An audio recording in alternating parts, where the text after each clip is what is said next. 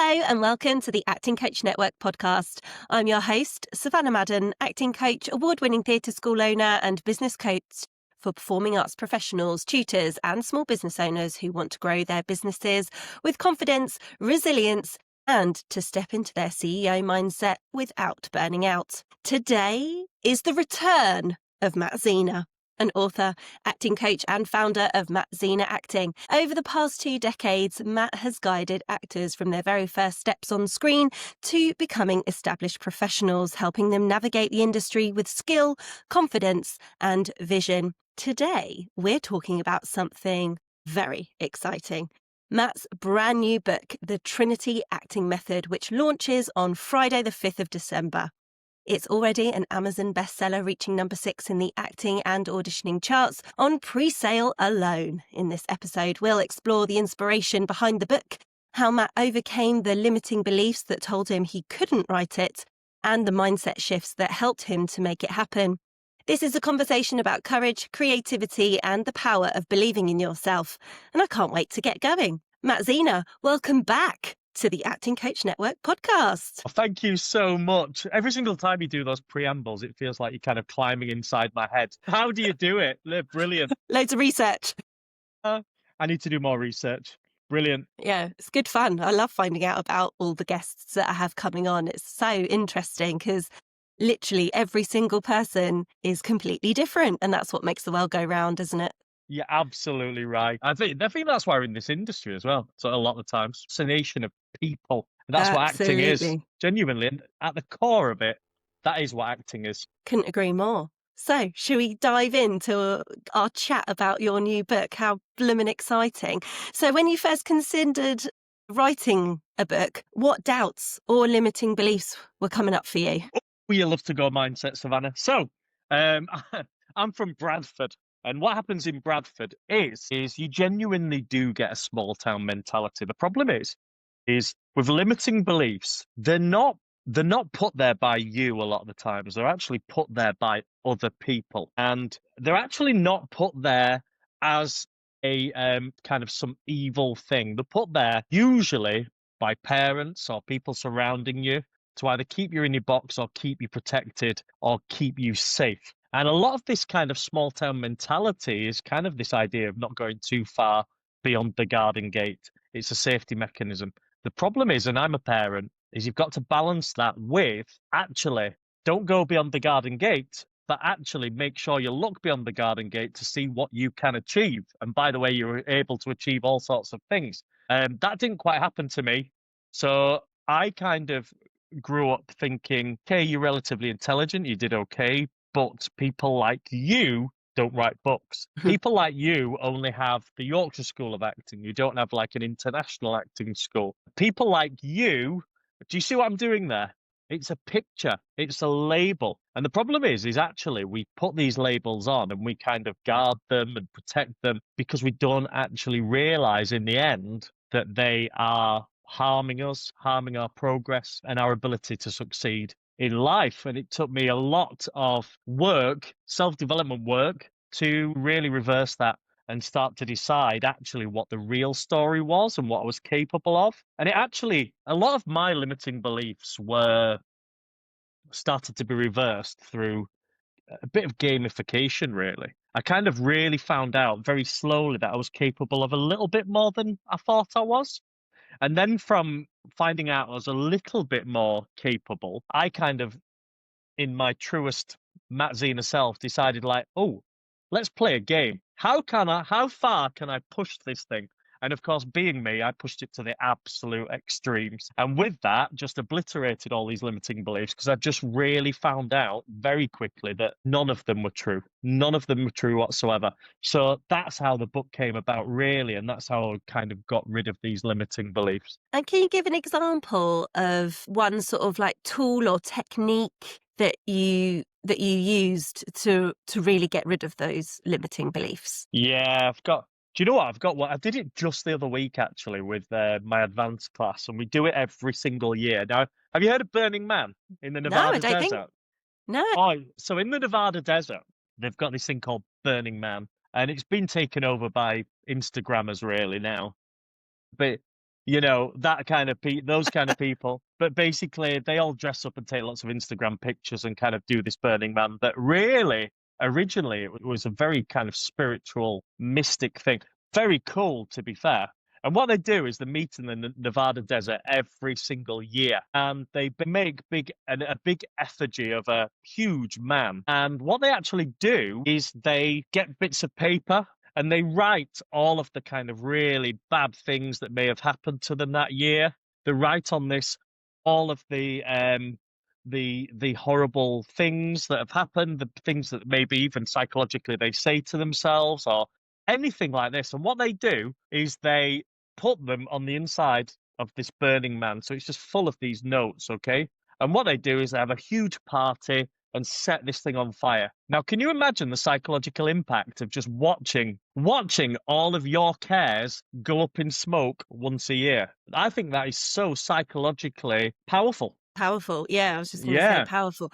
I've heard that technique, but just not on that scale. I've heard about writing your limiting beliefs down and then setting fire to them, but obviously you write it on like quite a small piece of paper and do it in, a safe way. But this sounds on an epic scale, doesn't it? Absolutely. So, as I was going to come on to say, effectively, what we would do in our classes is we do it on a smaller scale. Obviously, I can't have people setting fires. But what I do is Absolutely. I actually sit through an exercise where I do really get them to write down all of the beliefs, not particularly limiting, because I don't maybe think of them as limiting to begin with, but all the beliefs they have about themselves. And then when we discover what the kind of limiting beliefs, the first thing we do, actually, the first thing you need to do is not just start to burn them. You actually have to really get into them and start to realize and really explore why they are ridiculous. So I'll give you an example. One of my limiting beliefs used to be that I was rubbish with names.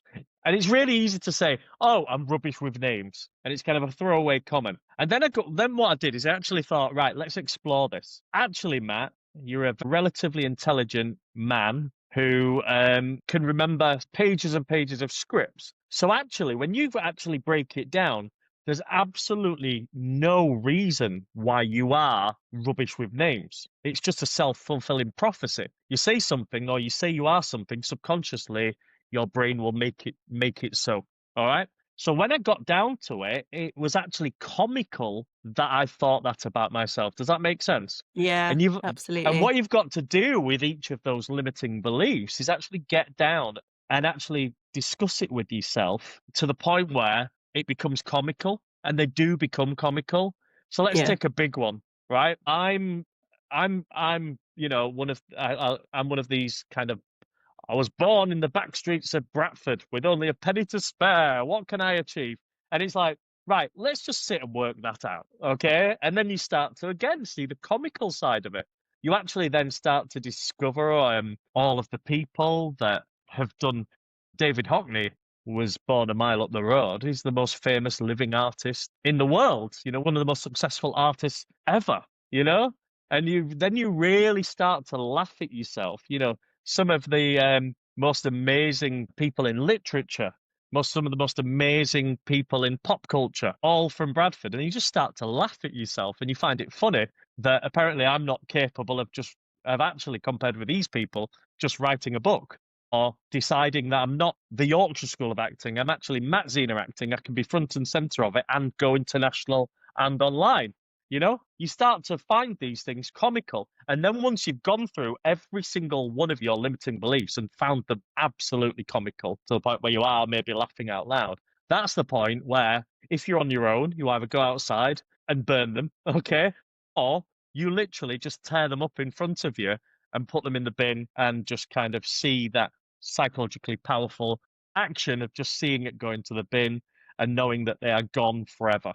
And that's the best way I've ever found of getting rid of your limiting beliefs as an exercise. That's brilliant because that's something that people could take away right now, right here, right now, and go and do if they've got some things that they're really struggling with, or even just making a list, as you say, you've done with your actors in class, making a list of things that they think about themselves, which might not necessarily be limiting right now, but they could maybe go that way.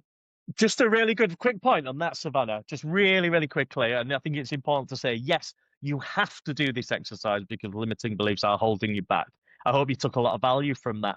But the one thing that you have to realize is by the way, new limiting beliefs are always put in there. New ones are always put in there. You have to, some old ones come back. This is not something that you do as a one-off. For No, me, no, no, and no. I do this with my advanced classes within MZA. We do this every single year. It's a constant process. I just wanted to make that clear. 100% not a one-off exercise. So do you think then, Matt, that there was a turning point for you that made you decide, like, I can do this. I'm going to write my book? Do you know what? COVID, okay? A lot of books came out of COVID. Now, I've obviously done this for 2 decades, and the Trinity as an acting method is something I've developed over 2 decades. And I knew at some point I'd have to write this down for it to be, for people were learning and people were doing very well with it. But I knew that I'd have to commit it to paper at one point. So actually, I'd kind of square rooted with myself, if that's a thing, squared with myself, yeah, that I needed to get committed to paper. I knew that for various reasons, because obviously when there's not been, I don't know if you know this, but there's not been many methods as such from practitioners really released over decades and decades and decades. I actually put in the back of the book all of the techniques and practitioners that there's ever been, and it's actually a chapter in the book. And what I do very, very naughtily is I actually add myself at the end.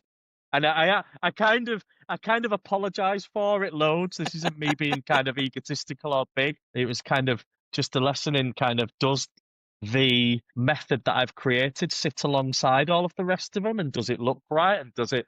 And yes, it does, because it is a very, very, very new method that's progressive and very, very different. But yeah, I did know it needed to be committed to paper, and then COVID happened. And what actually happened is I knew that there was no excuse. That's the thing. There's no excuse, is there? You are sat. You're only allowed out for 1 hour a day. You've got to find something to do, and you've got to be productive. And so many people, COVID. I'm going to shock you now. I think if I really look back, COVID was the best thing to ever happen to me. I think it's a fair comment, though. I think it's fair. I think if you weren't affected, emotionally, physically, in terms of people around you were all healthy and safe, and, you felt quite happy in that time, I think it is a fair comment. I think it must be absolutely heartbreaking for the people that really suffered in that time, and depending on what type of work you were in and all that sort of thing. But I do think that it can't all be doom and gloom for absolutely everybody. You've got to see a Yeah, positive somewhere. I love the fact you balance every argument. That's good. It's very true, isn't it? And yeah, obviously, I'm just thinking about me personally and my Exactly. Yeah. personal circumstances. But it got me to take away the certain excuses around writing the book.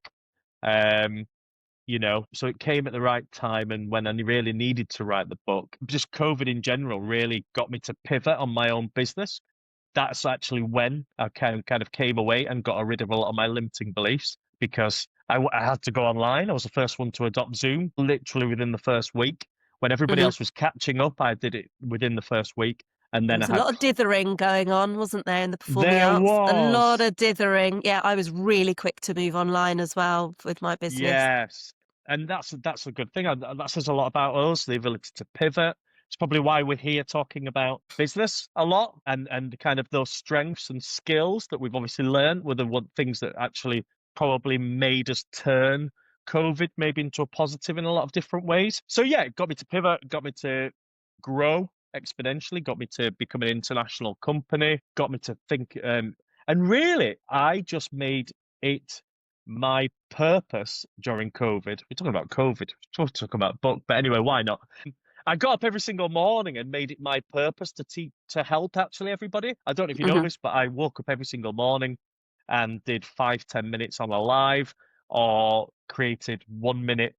Just literally, it was nothing to do with acting. It was just literally giving people mindset advice on how to get Mhm. through COVID. And people still thank me about that for that now. Yeah, I think, and it just really, you're in business, because obviously this is something that you touch on a lot and you want value around business. It really helped in my business because actually what you've got to remember about business is to run a business well, it's a kind of fair value of exchange. Yes, fair enough, but also it's your focus should always be on other people, and it should be on things like, look, how can I help? If you just have a focus on how can I help constantly, you will come up with the best products and services, and you will come up with the best kind of transactional success, i.e., you'll become good in business. And what COVID did, and by the way, it's hard to, you can get carried away with things like earning money and doing well, and you can get, and all sorts of things surrounding business. It's really, really easy to get carried away. Maybe I'd probably say before COVID, the success I was having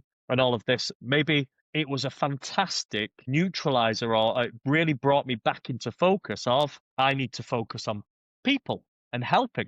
And I'd like to think I haven't forgot that since. And if I ever did, rather than waiting for a pandemic, is that actually I'd do it myself and make sure that I came to return to always you act and operate. And the reason why you're even in business and the reason why you're human is because you think about other people first. And in fact, one thing I have done since COVID is I've always, at least once a week, made sure that I have always done something for somebody else without expecting anything else in return. And I try Love and do that. that every single week without fail, because that's another way Hmm. of grounding yourself. And like I say, we spoke about this last time.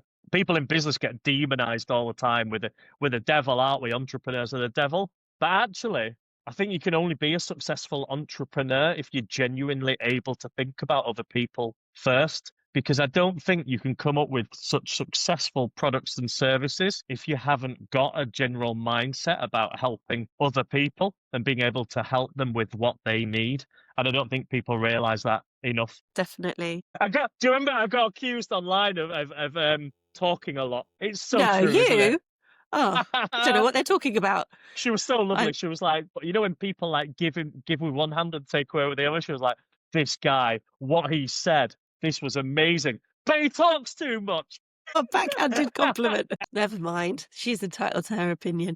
Exactly. Let's actually talk about this Trinity acting method. Can you share a little bit about it and a bit more about your inspiration behind it, or the inspiration to create it? Yeah, absolutely. I was a very young acting coach, and I was kind of proving myself a lot of the way because I was so young.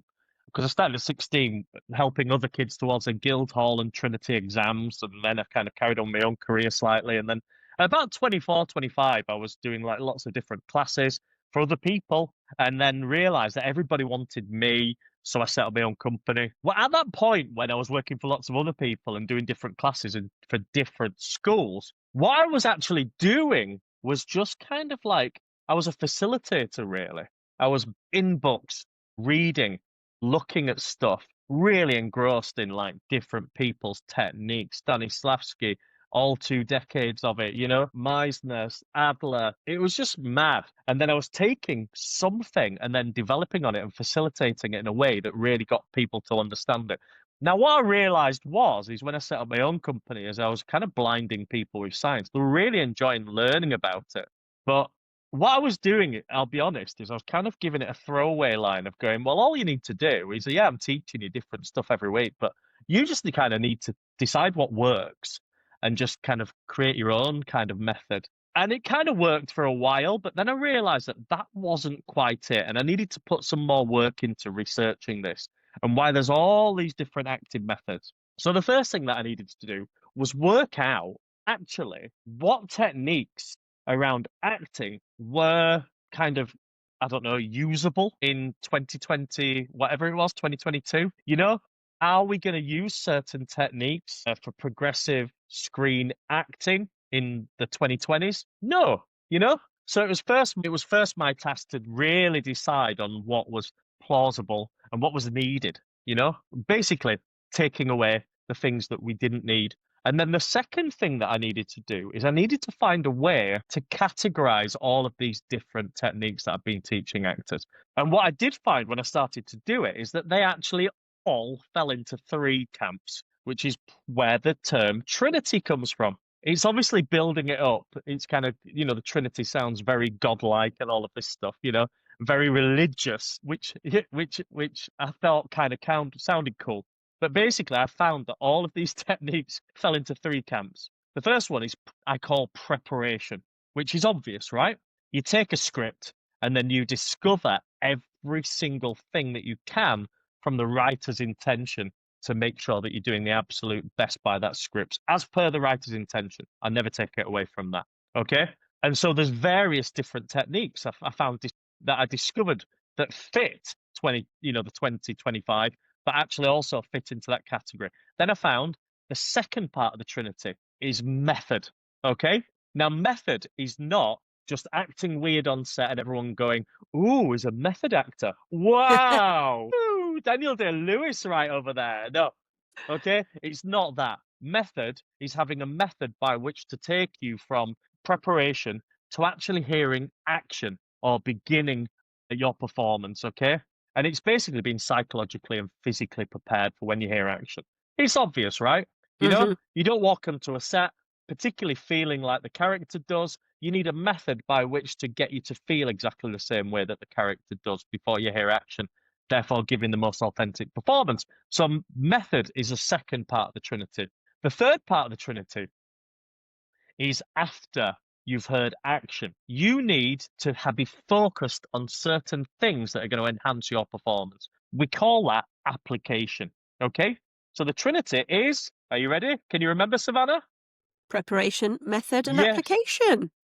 Boom shakalaka, which I find really funny, right? Because it's PMA, which also stands for Positive mental positive mental attitude. attitude. There we go. Well, hey, so that's a good way to remember. Now, the way that the book is structured and set out is revolutionary. So you've got all of the different preparation techniques that are relevant to progressive acting. So you've got so many different techniques, and they are all laid out, taught in the book. And then we've got Mhm. every single one of the method techniques, how to get physically, psychologically ready for when you hear action. And they're all laid out and taught in the book. It's in three different sections. And then we've got all of the different application techniques, okay? Listening, how to really focus on listening, how to really focus on making brave choices, how to really focus on seeing, reacting to everything that you see, think, okay? And genuinely, that's all laid out in the book. And then it's got a final chapter of how, using the Trinity Acting Method, you would take the script and study the script and the scene, understand what the output is on that particular scene, how to get the best output, understanding the circumstances around that production, the director, all of this stuff, understanding what type of scene it actually is, the three types of scenes. We go over it in the book. And then deciding on your version of the Trinity. Now, if you think about it, you need one from the preparation kind of column. Let's call it a column. You need Mhm. one from the method column, and you need one from the application column. And you kind of go, what's the best Trinity for me to use with this script? And So that's how yeah, the my Trinity. my question was just going to be, do you use different techniques from each pillar or each column depending on what scene you're working on, because what will fit it the best, or is it more what suits you the best, or is it a bit of both? Well done. Yeah, it's a bit of both. Okay. Really, as an actor, you need to really understand the dynamics around your performance as well. So, very simply, I think if you're going for an audition, as you know, Savannah, you would research the director. You'd know what they want to see. If you were going for Tim Burton, okay, and you turned up as if you were performing for I don't know, like Happy Valley or something, where it was really ultra realistic, natural, and you tried performing like that for Tim Burton, then it wouldn't particularly pay off for you, would it? So the Hmm. best thing to do is you would look at the Trinity and you say, look, what preparation technique is going to get me to do my best for Tim Burton? What technique is going to get me to do my best audition for Tim Burton, and what application technique? And you can see it, you've learned it, you've laid it out. And do you know what, as well, is by the end of it, what I've noticed is like, so I actually watch actors a lot. So I'm studying Claire Danes a lot at the minute. And I Oh study yeah. actors a lot. And Claire Danes is, so I look at her and I watch her performances. So the type of thing she's in, Homeland, she's in something at the minute. And what I notice is that she gets certain types of parts. So, kind of broken, psychologically struggling kind of roles. And then what I do is I look at her acting technique and I realize that she's actually using three elements of my Trinity as I've laid it out, but she's using them all the time. And what that's actually doing to her career is she's getting known for certain types of performance. And in the end, it's actually enhancing her career. Because if you've got a really struggling young mom, I don't know, she's probably getting on older than me now, but if you've got a struggling kind of woman who's struggling maybe to get over the death of husband or something like that, you would go and ring Claire Danes' agent because you know what you're getting. And it's because she's adopted her own technique. Obviously, she's not read the Trinity. She didn't know it, and obviously it just marries up. But I can tell that she's using a certain preparation technique. She's using a certain method technique, and I can certainly tell with Claire Danes that she's using a certain application technique. And if an actor can take the Trinity, know all of these techniques, and then just go, do you know what? I'm going to use this, this, and this, and that is going to be my technique that I'm going to coin, and it's going to be mine forever, and I'm going to get known for it, then even better, okay? Even better. So it's really, really going to help actors become smart actors, become the type of actors where people look across and go, they know what they're doing. They've got a genuine, specific technique, and I can trust them, and I can trust them to do a job. And all actors should be like that anyway. It's just that all actors aren't. And the Trinity Acting Method is so accessible because I don't know. I hope you've noticed over 2 interviews, but I am, and I genuinely can say this, looking you in the eye and not being big-headed, whatever. But I am able to genuinely take complex things and explain them very, very simply. It is my strength, and I feel it's my purpose as well. And have you got any stories of actors that you've coached who have applied elements of the Trinity method and saw or have seen really good results in their career? Yeah, do you know what? When you go for a specific example. So last time I went with kind of somebody who had mental health problems. Now I'm just going to go straight out and just go for like an actor that's done incredibly well. So there's a guy called Yeah. Sutcliffe. He plays in Waterloo Road, Huey, I think. I don't know. I don't Hmm. watch it. Okay. He's a hugely established actor now. He's done so well. He was with me from the age of 12. It was his first ever acting coach, and we did so well together and stuff. With Zach, I taught him a certain Trinity method. This is before I even wrote it, kind of committed it to paper. And it's very kind of Lee Strasberg, but it's kind of a very progressive version of Lee Strasberg. And it's where, so I will go into it actually, I don't mind, but it's effectively where using the preparation technique, we call it emotional start point. Now you can only ever decide on how your character feels before the scene even begins, right? Because you never know how you're going to feel once the scene begins. So that's just a really common mistake by actors. But anyway, we'll move on. So I used to teach about emotional start point, understanding the metrics, like how much does a character feel a certain emotion, and doing the prep based on the writer's intention. So I obviously taught him to do that. Then I taught him to using the method technique, physically and psychologically prepared.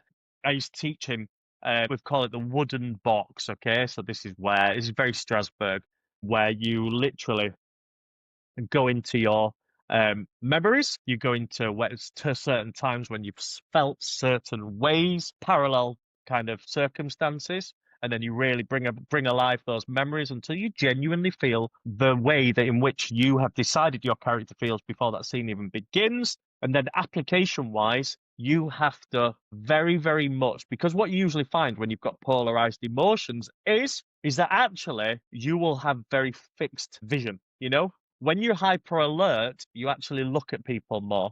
It's why in very, very dramatic scenes, you will see people very wide eyed and very fixed, because actually that's the most common human condition for very polarized scenes when it's basically when the has hit the fan. Okay. So I taught him to do that. And then he's gone over to Italy to shoot a film. And another guy's come to me from Wolverhampton, a young kid called Zanda, who's now an established actor. He came to me again, and I kind of feel like I helped him become an established actor as well, got him some amazing parts. And he came to me and he said, the reason why I really wanted to be coached by you is because Zach had his together. Basically, it was, I forgot what the film was called, but it was basically like a bit of a horror film where there were a lot of kids on a school trip and bad things were happening to them. And they were, they were always all in kind of a hyper state of whatever. What he said that he watched Zach and he really had a method about his acting. He would go off and he wouldn't be like jollying it up like all the other kids. He was smart and he was going off and he was psychologically going off into the wooden box and all the things that I taught him. And I was so proud of hearing that. So I was like, and that's why you've done so well, Zach, because you've not only just listened and gone, oh, yeah, that's a nice idea. You're actually putting it into practice. So then Xander comes back to me and goes, I want to learn how he does all of this stuff. And I was like, oh, wow, that's brilliant. And so he used to travel from Wolverhampton to Bradford to learn the stuff that I was teaching Zach because he saw that Zach was like amazing. He was absolutely ahead of his time, in terms of acting ability. And then that's why he went off to did the Last Kingdom, then he did Emmerdale and Hollyoaks in the same year. He's now on Waterloo Road. He's coming in, I think he's in his second year, I think.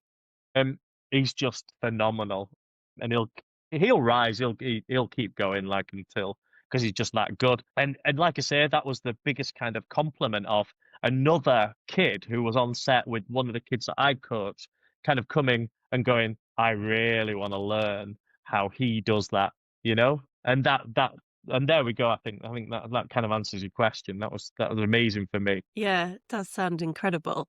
But now the beauty of it is, Savannah, is everybody can learn what I Well, do you know taught. what? I was literally just going to say that you've mentioned that the book is set out in a really clear, informative way so that people can follow everything. So can we literally buy this book when it comes out on Friday and read it and start implementing all of these things that we've been talking about for our self-tapes and auditions? And can we also use it to coach our own students as well? For all the acting coaches that are listening and drama teachers, can they buy this book and start using it in their lessons? 100%. And that's what I want, I've done this 2 decades and I kind of harp on about that. But what that's got me to do is spend a lot of time understanding a lot of complex theories and things like that. And I'm from Bradford, which we've talked about before, which used to be a limiting belief, but now I know 100% is a strength. Because I'm a bit of an activist. We said that before, okay? Mm-hmm. I'm literally trying to break down barriers. I'm trying to say, look, if you do have, if you're on the spectrum, I've got so many people on the spectrum. If you do have learning difficulties, you come to my classes. I will teach you. I'm not turning away anybody, and I've wrote this book in a way that doesn't turn away anybody because that's just my principles and belief. And I've wrote it in a way where anybody can learn these techniques. And I think what comes with that as well is we will see more working class actors coming through. It's just brilliant because it's not just posh people talking down to you in an acting class and kind of saying things in a certain way that where they're actually trying to feed their own ego by making it sound a lot more complex than it actually is. Okay. I'll tell you a little story that I think I mentioned. It's kind of just a quote from I've got a friend called Jo Clifton, and she's kind of Strictly Come Dancing and all of that stuff. I know exactly who you mean. Yeah. So I was her acting coach as well when she kind of finished Strictly, and she wanted to kind of go to the West End and be in acting and stuff. So we became firm friends, me, her, and Kevin, a brother as well. Really, just good friends, and she was saying she really connected and why we became friends because what she was doing was is she knew she wanted to be a better actor and she knew she wanted to convert a lot of skills and go into different areas. So what she did was she was going around each and every town she was going around with flash dance that she was starring in. And what she was doing is getting like an acting lesson everywhere she went with different coaches. And she was starting to get a bit annoyed. She told me this in private. Probably shouldn't be saying it, but I don't care. But she was starting to get a bit annoyed because the acting coaches were doing exactly that, kind of building things up for their own ego, trying to make it sound complex and doing weird stuff. Then, funny story, she was talking about this acting coach who was trying to teach about tactics, which tactics is just this. I'll go into it again in the Trinity. Tactics is a very, very complex, or it can be a very complex idea. I go into it very simply.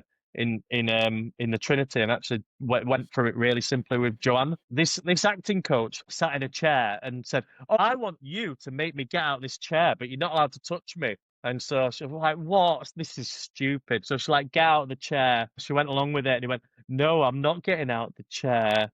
And she went, "Please." And it was just like ridiculous. And she said by the end of it, like 10 minutes had gone by, she went, "Just get out of the bloody chair. I'm paying for this damn thing." And she just came away thinking, my God. And then she said, "And you just explained it like this. You just said, when you're a kid, you wanted 20 quid off your mum. You kind of said, please. Then you kind of got a bit cross. Then you started crying and your mum started kind of dipped into a purse. And you just said, and there we go. We had loads of tactics. We wanted the same objective, which is getting her to give in, but you just tried it in different ways because you were passionate about it or you really believed in what you were trying to do." And she said, "Why didn't they just explain it like that?" And it kind of was a really, really good example of the approach that I've got and like the approach of, I think, if I was really honest, 9 out of 10 acting coaches in the UK. And it's what this book does. Particularly, I love, as a teaching resource, that's something that I really, really want to push on this, because again, I think that when we're teaching, we're taught in a certain way, and then we only know how to teach in that way, or we hear the messages of the way that we're taught things. And I hope that this can be kind of like a bit of a me kind of putting a spanner in the works and saying, "Do you know what? Read this, teach it like this. I've done the hard work for you. Yeah. I've kind of been speaking to, and I've been practicing a lot because I have allowed people in my classes with learning difficulties and all sorts. I've been teaching this to kids because I realized a long time ago that kids share the screen with adults. I've been teaching this to kids, and Yeah. I've been teaching them exactly the same, and this works. So I've actually tested this. So if you read it like this, look at it like this is me basically showing you from doing the hard work exactly how you can teach this in a very simple way, accessible for everyone else. So I've done the hard work for you, coaches and teachers out there. Yeah, brilliant. And I love the word accessible. I also feel like it's flexible as well, so that it Mm, can meet everybody's needs and it can meet them wherever they're at that moment. And you were talking about different people absolutely. with additional needs or whatever it is. You say you've got a really inclusive environment. Everybody is welcome. I think most, obviously, maybe not everywhere, but I think most establishments do have that same sort of ethos. I really hope they do. So therefore, well, I'm going to say no. okay, cool.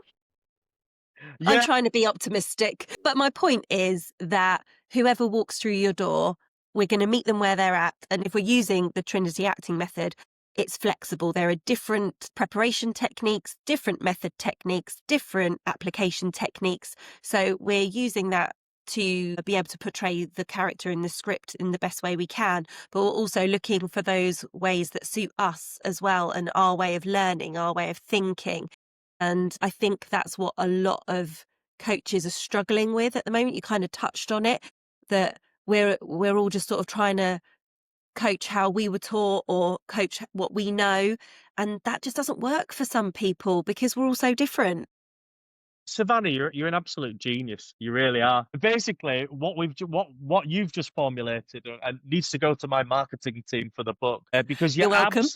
you're absolutely right. Okay, you're absolutely right. Flexible is probably one of the main selling points that I've not explored yet.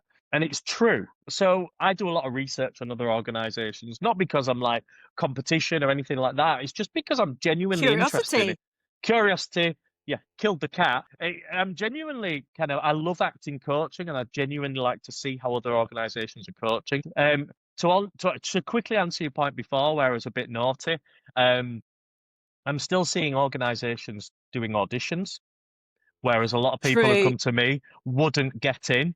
And I think, look, I think if you genuinely are an acting coach of any ilk, you should not be questioning who you think you can train up or not. I 100%. genuinely think I could train up anybody. I genuinely do. And so far, that's proven to be true. Now, that's because of my strength as an acting coach. Now, why people are auditioning and It's beyond basically me. pick, yeah, Yeah. exactly, and picking and choosing. If somebody comes to me and has a huge passion to learn and to act, that's enough. That will do it. Absolutely. And the flexibility 100%. element, I love. I absolutely love that. And I'm going to go away and formulate this even after this conversation because I think it's brilliant. Amazing. Because what you find is when you're watching other coaches, is they're saying, look, come to me. And maybe this is why they're auditioning and maybe why they have to be so stringent on who they bring. Maybe because they're actually teaching very narrow acting methods where they're basically saying a Possibly. one size fits all. If you do this, this, and this, and this, and maybe it's only one aspect of the Trinity, really, when you look at it. And I think if I really think about other organizations, and really that it's like they're teaching one preparation method, one method application, an application method without even knowing it because I've never even come across a Trinity before. But I know it. Exactly. And actually, I am like you, what you've just said. I am flexible because I know that there's so many different people at so many different levels and are only going to connect with so many different techniques. Because actually, what I realized a long time ago is when I was teaching different techniques, is people would come one week and maybe learn something along the lines of, I don't know, objectives. And it would be the greatest week of their life. And they'd be like, whoa, and just have the most amazing performance. But then they would learn about archetypes and it would just go over the head and it wouldn't really lead on to a great performance.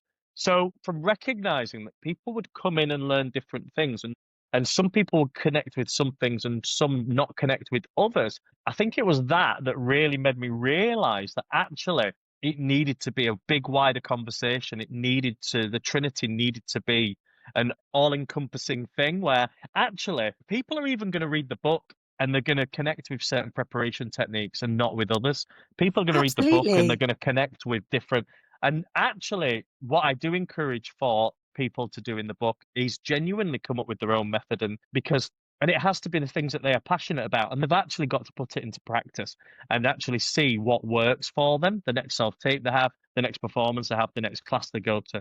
They've got to try it out. And what will happen is consecutively they'll try different elements of the Trinity and they'll have huge success. And you know what? They will get lazy, but that's okay because what they'll get lazy with is just implementing the same uniform technique. And I'm really good with that. That's what Claire Danes does. That's what actually a lot of other acting organizations kind of do. They keep it very simple because they know that the actors are going to do well. Because having an acting method is what actually sets you apart from your kind of amateur actor or the people at the beginning of their careers. It's having a genuine technique that you apply every single time that you know is going to give you that percentage increase in your output. And you can always tell people who have a method and don't have a method. You need a method. That's why the Trinity Acting Method exists. But also, usually the reason why not everybody has methods is because as soon as you start going into methods with acting coaches, they make it inaccessible. They make it that they start talking about it as if it's the most complicated thing in the world. They use big words. They make people feel really stupid. Whereas I do the exact opposite. And I say, yeah, have a technique. By the way, a lad from Bradford who learned all of this stuff. Here it is. It's accessible. It's real. You probably haven't come across all of these things before. And there's another reason why it's flexible is because you can come at it from different. The kids can come at this who are very, very interested and they will understand it. You know, people with learning difficulties have already been taught the Trinity Acting Method. People from all sorts of different backgrounds, but also people who have been taught the Trinity Acting Method is, well, we've already discussed the Cliftons. You know, they're on the West End. They are absolutely killing it. You know, they've been taught the Trinity Acting Method, and they've discovered things that they never knew before. Kevin Clifton has been on so many podcasts as like my biggest supporter sometimes. Like, he was talking about, oh, it was funny. He was talking about, I was listening to one episode, and he was talking about a technique, and he said, oh, and I had this acting coach at Zina, and he told me this thing, and he put a script down, and he said, right. And what I didn't realize Matt had done is he'd taken out all of the kind of stage directions and any information about the script. And he asked me, he said, write down 5 things that you think about your character. And he was telling his audience this on this podcast. And he said, I wrote down 5 things. And I wrote down, I think my character's like this and like this and like, you know, he's a little bit this and like this. And then he said, and then Matt turned around to me and we're actually at RADA in London. We'd booked a room. And he said, Matt then turned around to me and said, look at it. You've got absolutely no information about this character. You've got absolutely nothing on the page, which I've done on purpose. The only way in which you have actually brought this about is from your vision of yourself. And then I taught him about, and it's in the book, I taught him about the theory of reflection, where actually, well, when we're looking at characters, we actually end up describing ourselves. And then Kevin was like, and Matt said to me, he said, relook at those 5 words. And basically, Matt said, you've just described yourself, haven't you?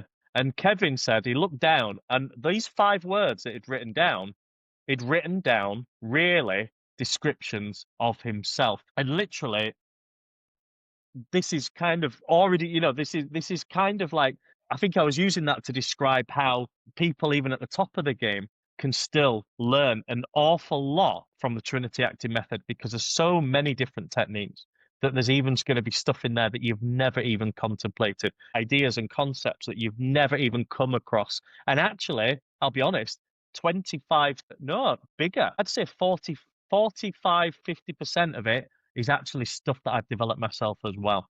That Mhm. really does. It's stuff that people will never have come across. Why? Because it's mine. The stuff that you need, objectives, Stanislavski, Strasbourg, elements are in there. You need it. You need it. You can't be in a conversation. You can't be working as, with Kenneth Branagh as a director and him talking about needing to have an objective and you just not know what it is. There's stuff in Absolutely. there but it's explained in a way that is accessible. Okay? Mhm. You need to know all of this stuff. So everything you need to know as an actor is in there. But as well as that, like I say, for people even who feel like they're at the top end of their game, there's ideas and concepts in there. And like I say, I have genuinely worked with a lot of actors that are at the top of the game as well in my kind of other role as kind of a consultant, as an onset acting coach and dialect coach and all of these things. You kind of doing private classes within the industry. I've also, shared the Trinity Acting Method with people like that as well. So yeah, really, when you said it was flexible and people at all different kind of ends of the spectrum, yeah, it's for everyone. It really is. And well It done for really pointing is. that out. I owe you some commission. Fantastic. And how does this book fit into your bigger vision for Matt Zina acting and your work with actors? Yeah, well done. It's a really, really good question. And really, if I'm going to be totally transparent, the answer is I don't know. That's fair enough. And the reason why I don't know is obviously it's because it's uncharted territory for me, and I'm happy for it to be uncharted territory, and I'm happy to go on a bit of an adventure with this. A lot of all my other and everything else has been goal orientated. I've been like, right, I'm going to do this by a certain age, and I'm going to earn this much and be a businessman, an entrepreneur, and I'm going to um I'm going to do all this. I'll be honest with you, this is just nice to kind of go, I've wrote a book, I'm really proud of it, and it's gonna go on its own journey. It's all, I need a bit of more surprise in my life, I think. Okay? And when I put it on pre-release and it kind of ended up at number 6 in the charts for actors and I was like, right, not even being released yet. It's number 6, it was number 1 in the hottest prospects. I'm like, this is brilliant. Love it. Excellent. I'm now building up to the day of release. So I'm gonna be, and I don't know what's gonna happen then. I'm working with a publisher. It's all very new to me. I think they can tell that as well. Some of the questions that I ask, but I'm just happy to go on this journey. I've done so much in a different way, Savannah. I've done so much very regimented, the kind of 5:30 a.m. businessman, entrepreneur, got to know, got to be driven, got to be this, got to be that, got to drive and make things happen. With this, I just think it's nice to have balance sometimes and just kind of go, where's this going to take me? Yes, I'm going to do everything that I need to do. I'm going to get on podcasts and talk about the book. I'm going to um, do a few book tours. It'd be just want to mention to anybody that is, because obviously this is what you specialize in, but I'd like to mention that I would like to come and talk to anybody's students about the book. If anybody wants to get in touch, I'm just happy. I want this to be the yin to the yang. I want this to be kind of like, eventually I just want to I love communicating, I like talking. This is what you've probably seen that. All right. And I just, eventually I can see myself kind of never retiring, but just kind of like talking, doing public speaking, going and speaking to like young actors and going here and there. And why not start now? This is the book is the vessel to do it. So if anybody does want to kind of get me to come and speak to their students, if you want me to come and talk about the book, I'm just happy to do it. And I work very, very hard. And actually, that's kind of the fun downtime, being able to do stuff like that. So I'm happy to do it. I really, really am. So I think that answers your Amazing. question. Yeah, Yeah. yeah, yeah, absolutely. I find it really refreshing actually that you just said, I'm not quite sure, and that you are walking into something that is really unknown and you're just going with the flow. I think that sounds absolutely brilliant, and what a nice place to be as well. Yeah, it's weird. It's like a happy place. It's strange not knowing how it's going to go and being surprised, and getting some nice surprises along the way. It's been really lovely to kind of have this or that happen and, be invited, say back on your podcast to talk about the book, to have people look at it, read it and kind of really love it. It's just a journey that I'm just not aware where it's going to end up.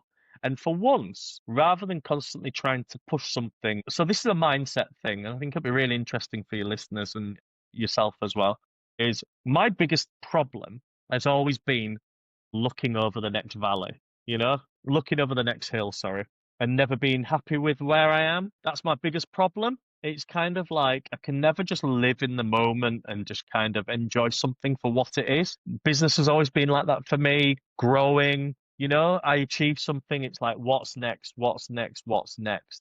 You know? If you're never happy, if basically you always think you're going to be happy, somewhere else, you're never ever going Mhm. to be happy where you are. And that's my biggest kind of mindset issue that I've never really resolved. So, if anything, having this book and saying, right, I'm going to approach it in a totally different way from everything else is really me trying to put right the kind of, let's call it the last crusade in terms of my own mindset proposition. I mean, it's going to be a lifelong journey, but really the kind of real thing that I've never ever really managed to fix. And I'm kind of going, right, let's just be happy and be present with what's happening right now with the book. It's going to do well. The beauty of books is a lot of the time it's on the strength of the writing, the strength of the impact. You have to do certain amounts just to get it out there, but after that it's exponential. Once it's out there, it's out there. And people are going to talk to other people. Have you read the Trinity Acting Method? There's a certain amount you need to do.